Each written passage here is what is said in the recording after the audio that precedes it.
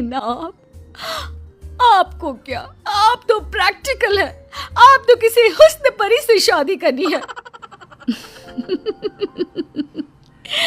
देवर भाभी की इमोशनल ड्रामे का शिकार हो जाता है और मान जाता है शादी के लिए। ऐसे ही सब लड़की से मिलने जाते हैं और लड़की पसंद आने पर जेठानी देवर और देवरानी की शादी करवा देती है। शादी के कुछ दिनों बाद एक नंबर की गंवार। अब देखो रूपाली, मुझे जॉब के लिए देर हो रही है। एक काम कर दो मेरा, कल पहनने के लिए कुछ भी नहीं है मेरे पास। आज से ना मेरे पहनने वाले सारे कपड़े तुम धो दिया करना, ठीक है? देवरानी जो जेठानी के सारे हुक्म किसी आका की तरह माना करती, वहीं जेठानी भी अपने गेम को खुल कर खेल रही थी। शाम को, अरे बहू, मेरे लिए जरा एक कप चाय बना कर लाना। रूपाली, माँ जी को एक कप चाय बना कर दे दो। लेकिन भाभी मैं तो। प्लीज रूपाली, मैं एक बहुत इंपॉर्टेंट काम कर रही हूँ, उसे बीच में छोड़कर नहीं जा सकती। जी ठीक है। अच्छा हुआ मैं अपने लिए एक घरेलू देवरानी ढूंढ कर लाई। अब मेरा काम बहुत आसान हो गया है। मुझे बस जॉब का काम करना पड़ता है, क्योंकि घर के काम तो प्यारी प्यारी देवरानी संभाल लेती है। वाह जी वाह, कितनी समझदार हूँ मैं। लेकिन दिन एक से नहीं होते। जो नया होता है वो एक दिन पुराना हो जाता है और वो रंग सामने आता है जो उसका असली रंग होता है। और फिर, रूपाली जरा मेरा फोन पास करना, और वो फोन में चार्जिंग नहीं होगा, मेरे बैग में चार्जर रख देना। और हाँ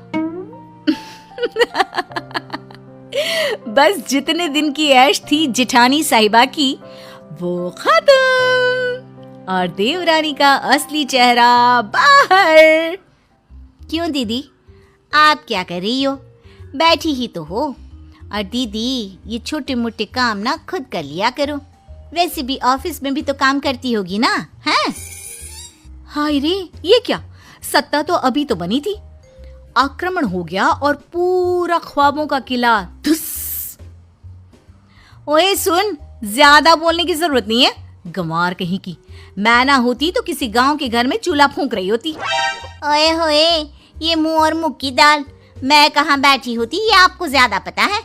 मेरी सुंदरता और गुणों की चर्चा 7 समंदर पार तक थी, तो मैं कहाँ होती ना, इसकी चिंता तो आप छोड़ ही दीजिए। अगले दिन, अरे माँ, ये देवरानी साहिबा कहाँ है? उठी नहीं है क्या अभी तक? अरे वो है कहाँ, वो तो सुबह के बस से ही गांव चली गई। और हाँ, वो बात कर ही रही थी कि सामने से जेठानी का फोन आ जाता है। सुनिए दीदी, मैं ना कुछ दिनों के लिए अपने मायके जा रही हूँ, मेरी बस का टाइम हो गया है, इसलिए मैं कपड़े और बर्तन धोकर नहीं गई हूँ, इसलिए वो काम आप ही कर लेना।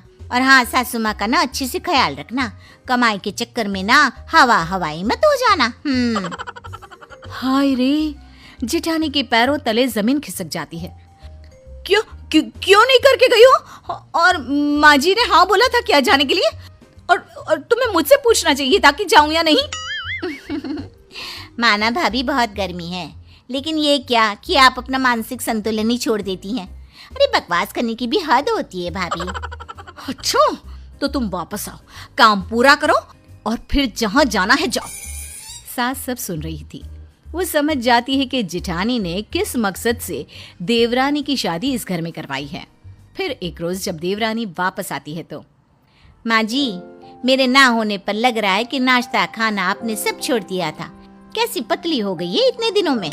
अरे कौन देगा मुझे खाना, वो तो नौकरी करती है, तू भी किसके भरोसे छोड़कर चली गई मुझे। अरे क्या करती माँ जी, माँ की तबीयत खराब थी ना तो गई थी, वरना नहीं जाती। वैसे भी ना माँ जी, भाभी को भी अब थोड़ा काम करना चाहिए, हम कौन सा उनके पैसे रखते हैं, अरे घर उनका भी तो है ना। ये बोलकर गांव से सफर करके जो लड़की आई, वो तुरंत सास को खाना देने के लिए किचन में घुस गई। तभी जेठानी, अरे आ गई हो तो चाय भी बना दो, और हाँ, खाना थोड़ा जल्दी कर दो, मैं पैक करके भी ले जाऊंगी। सास को गुस्सा आता है।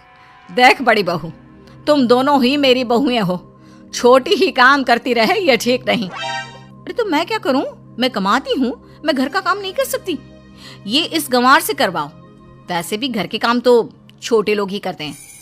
तभी देवरानी आ जाती है। माँ जी, आप ना परेशान ना हो, मैंने शाम के खाने के लिए एक छुट्टी लोग जैसी नौकरानी रख ली है, सुबह का मैं बनाऊंगी और रात का या तो भाभी या तो वो नौकरानी, और नौकरानी के पैसे तो